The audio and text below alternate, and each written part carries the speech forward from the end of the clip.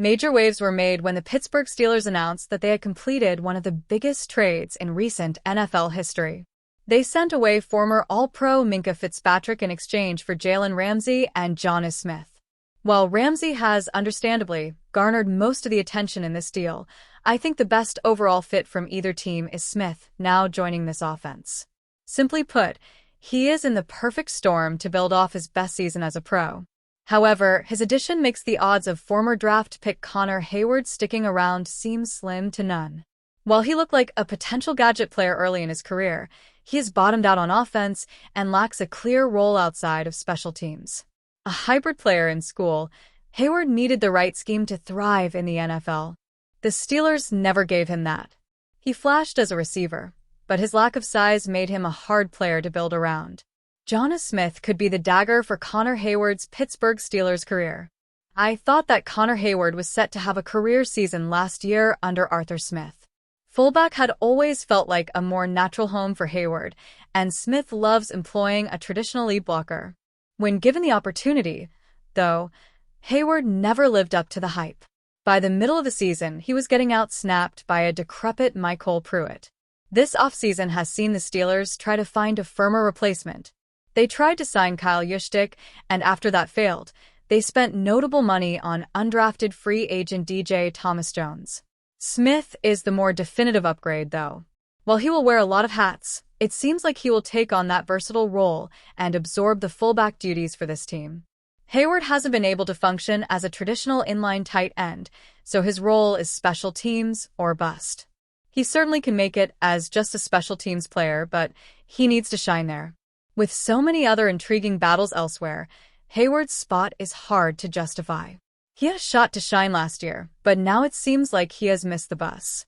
Smith figures to be a fun and effective addition to this offense as a tight end, receiver, and fullback.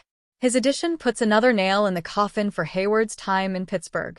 Unless he really takes some steps forward on offense or becomes uncuttable on special teams, his path to the roster is hard to figure out.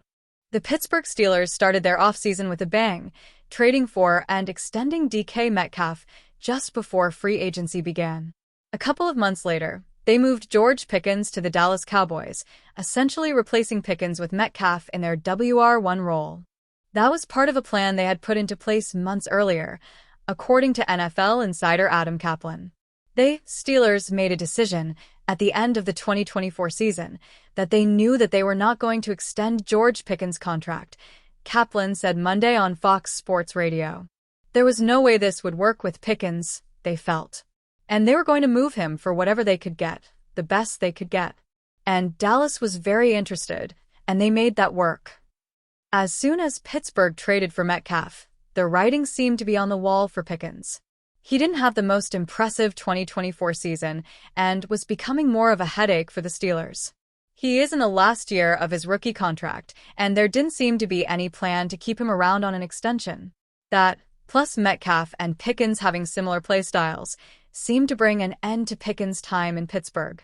Kaplan suggests the Steelers always knew they were going to move George Pickens for the best price they could get. That tracks with some other reporting about the situation. The Cowboys reportedly upped their offer after the draft, when they didn't find a receiver of their own. Then, the Steelers felt like they finally got the price they wanted. However, they found Pickens' replacement long before that trade was made.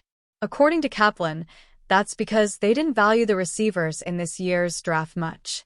They had to get somebody to replace Pickens, and they were not going to wait for the draft, Kaplan said. By the way, the word around the league was, nice receiver draft, not great.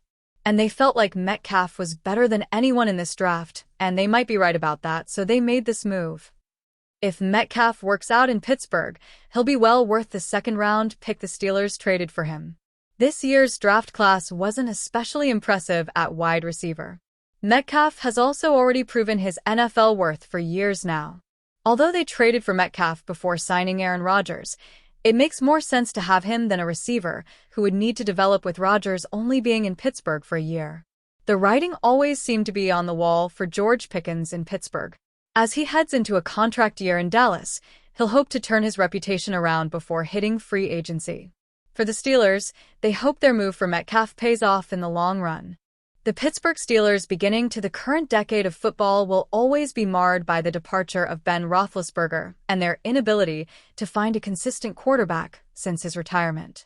Their first real option, and what looked like the best option at the beginning, was their 2022 NFL Draft first-round pick, where they took Kenny Pickett to helm the team.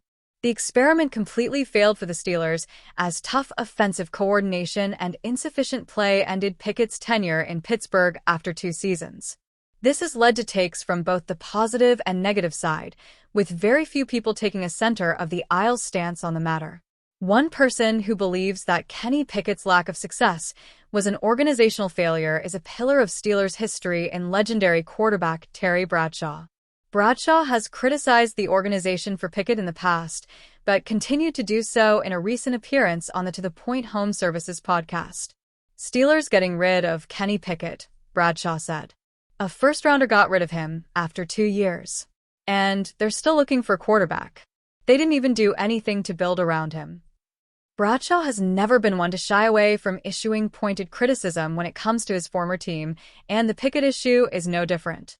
Their inability to scheme around Pickett's strengths and weaknesses was clear, but it also did not give them the opportunity to show actually how good or bad he was due to the constraints of the Canada system. Now, the Steelers enter the season with Aaron Rodgers as their quarterback, still seemingly directionless due to the length of his contract and his age. Bradshaw will likely continue to issue similar criticism until the quarterback position becomes more stable in Pittsburgh.